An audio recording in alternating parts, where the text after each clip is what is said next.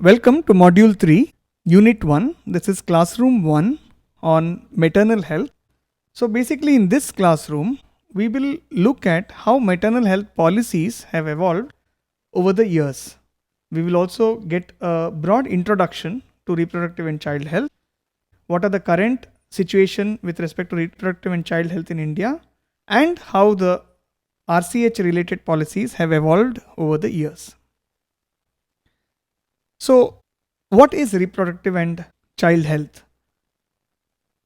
If you look at the current situation of mothers and children's health in India, we see that there is a lot of stagnation of maternal and child health outcomes over the years. India has made enormous progress in the early decades in reducing infant and child mortality as well as maternal mortality, but over the last few decades, this progress has somewhat stagnated. The reasons for why there could be such a stagnation are possibly related to how India has planned and implemented its reproductive and child health policies. Before we go and study the evolution of these policies within India, let's look at where we stand today with respect to mother and children's health.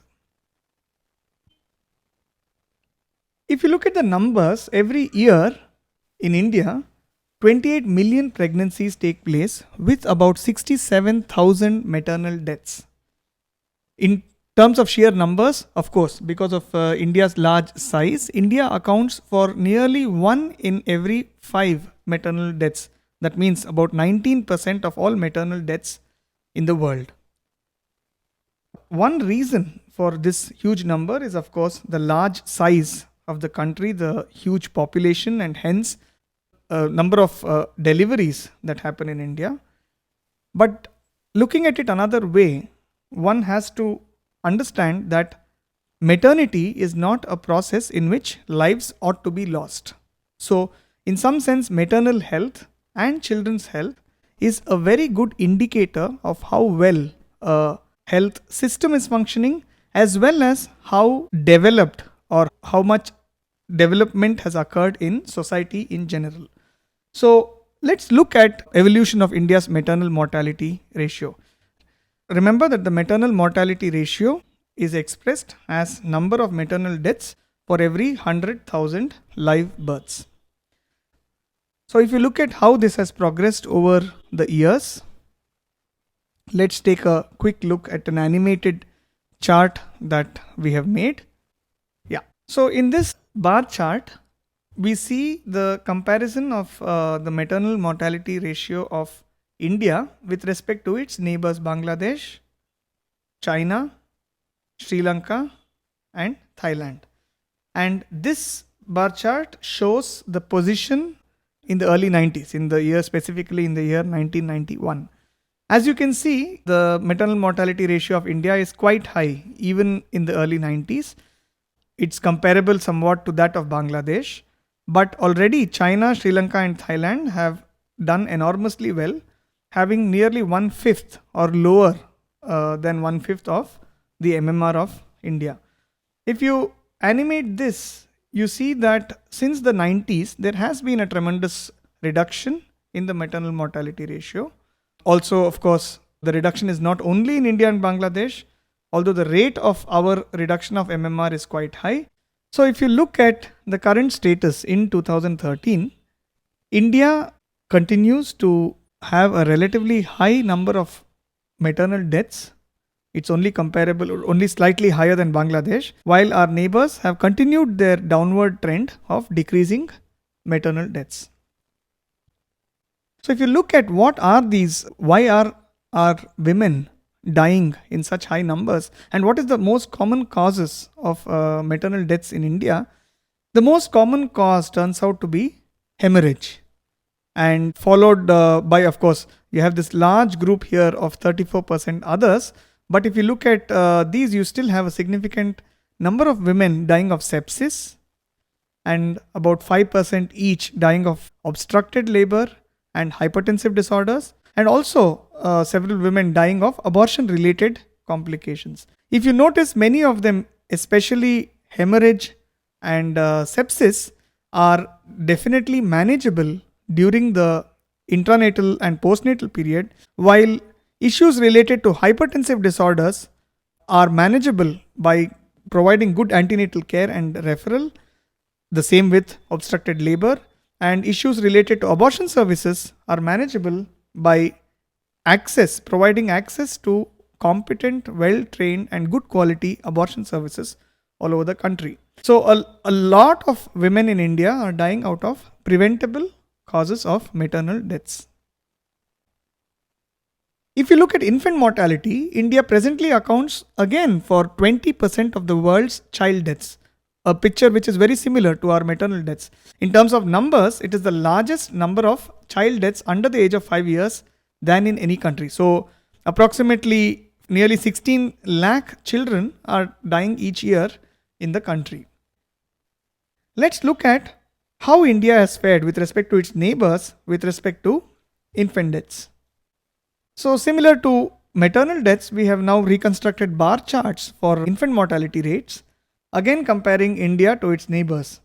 If we start in the 90s, you see that Bangladesh and India again have a relatively high number of infant deaths, whereas China, Thailand, and Sri Lanka doing slightly better.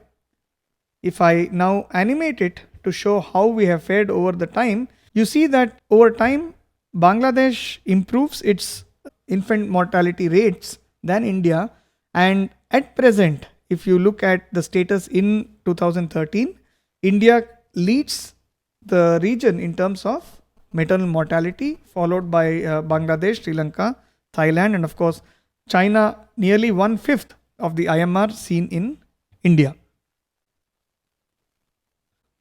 Let's then look at why India is still behind. And let's try to understand that issue by looking at the evolution of the reproductive and child health initiatives in India since independence. So, if you look at the history of maternal and child health in India, and if you start from the 50s, the major initiative in the 50s was the National Family Program. Now, the major thrust of the National Family Program was to start with the primary health center network that India was already establishing in the 50s. So, India was one of the pioneers, in fact, to launch a family planning program. Pioneers in the world, I mean. So, not many countries in the world were having a systematic effort through a health program to look at family planning. So, India was one among the first to have a nationwide family planning program in the 50s. So, as a part of this family planning program, maternal and child health centers were established within the primary health centers. So, from very early beginning with family planning in the 60s, the focus went on to establishing targets.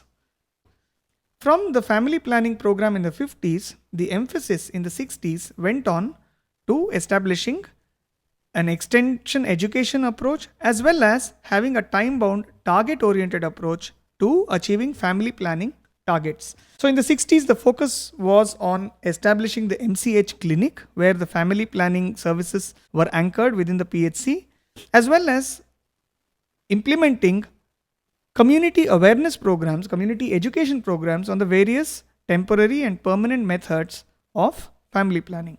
Now, one major shift, like I mentioned before, was the fact that in the 60s, the program acquired a time-bound and a target-oriented approach.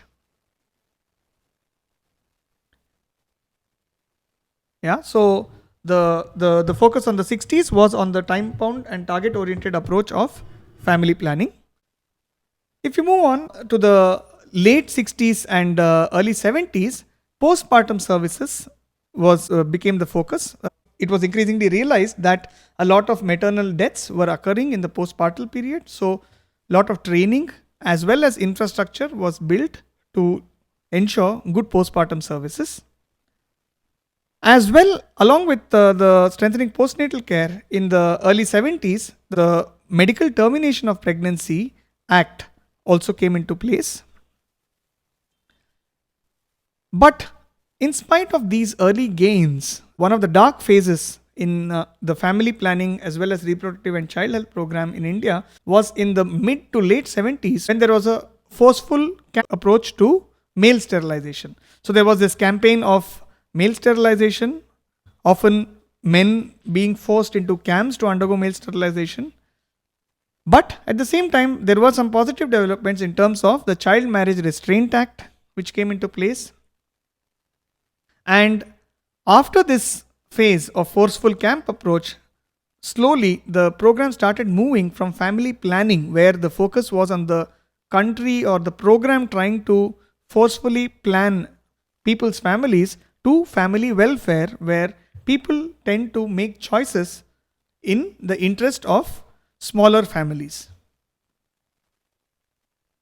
One of the very positive developments in the 80s within the reproductive and child health program was the universal immunization program. Even today, it's one of the high impact programs that is providing free vaccines as per a nationwide list of universal immunization program vaccines to millions of children. So in summary, if you look at the history of maternal and child health in India, we have passed through phases of very early pioneering family planning programs to slightly darker phases of forcing people into choosing particular methods of family planning, be it male sterilization or be it permanent sterilization for women.